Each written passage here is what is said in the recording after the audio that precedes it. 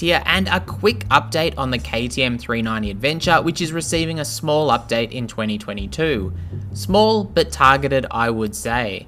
The first change is that new rims are going to be fitted, and before you get too excited, no, they aren't spoked wheels. It's still cast units, but with a new stiffer design that it's apparently got more resistance to rim damage. That goes from 6 to 5 spokes, although it's double cross spoke kind of design, and they look very thin when it comes to those spokes, but I'm not going to second guess KTM's R&D there.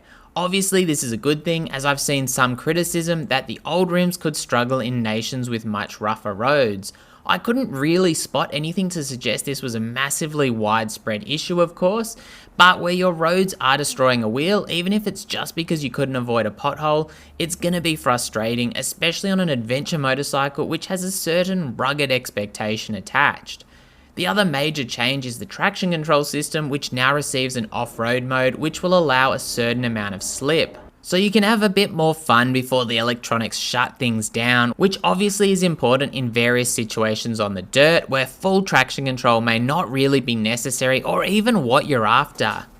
That means you'll be able to pick between street and off-road mode to suit the conditions, with the off-road ABS mode already allowing the rear ABS to be deactivated in similar conditions.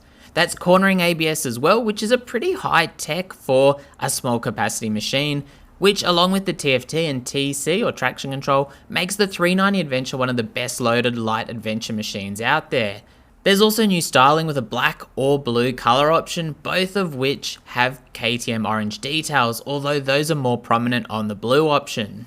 WP Apex suspension is run, and there's 170mm of front travel and 170mm at the rear, which is pretty decent, while 200mm of ground clearance is also good, if perhaps not great depending on who you ask.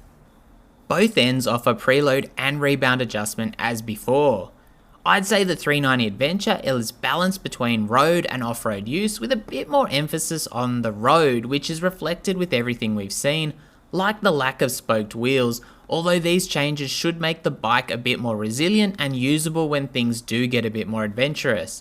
Otherwise there's not a heap of changes. Same steel frame, same Biber brakes, LED lighting, small screen, mid-height exhaust, wide bars with fairly light protectors, more for wind and elements than drops. There's some protection for the header, with the collectors getting even bulkier with Euro 5 of course. The exhaust is a fairly minimal unit though, the seat a 2-piece unit, and there's also pillion grab rails, which will be good for tying things down. That front guard is still low clearance, and personally I feel like full dirt bike style front guards are the go, they just look cooler. However, like I said, there's a strong road bias to the 390 ADV. While I certainly didn't have any issues with the rims when I tested the bike last, I will say that a lower intervention mode in the loose stuff would have been nice to play around with, and having 2 modes offers riders different levels of help, which for new riders is great. I think if we'd seen KTM try and push the off-road angle more, we'd have seen the spoked wheels added and maybe the ergos modified somewhat, as standing on the pegs and reaching down to the bars wasn't the most natural for me at 180cm with a 32-inch inseam, so I'm by no means an enormous rider. And I felt like lowering the pegs would really help there, probably trading off possible lean angle or alternatively a taller set of bars. However, that's going to affect the road side of things of course. As it stands, the KTM 390 Adventure in 2022 builds on the strong position it was launched for, a do-everything bike that's ready for some rougher roads but doesn't really step on the toes of KTM's more serious machinery in that area. The 390 Adventure is also fairly light, so I don't really feel like there's a heap of direct competition. The Versys X300 is cheaper and a little softer overall, I'd say, lacking the cornering ABS, traction control or TFT display. The Himalayan is much lower performance and heavier, with it being a similar story to the KLR 650. The TRK 502X is quite heavy and lacks the fancy features, with the upcoming MV Agusta 5.5 Lucky Explorer, which is the smaller capacity twin, looking like it'll also be fairly heavy, if offering some higher spec suspenders and I think a TFT off the top of my head. Otherwise you've got the carbed DR650, which is still pretty exceptional value despite being very old school, which is probably part of the appeal if I'm honest, while being fairly light but having a 5-speed gearbox. And that reference to the DR650 being fairly light is a reference to some of the other bikes mentioned being 200 or even 220 kilos.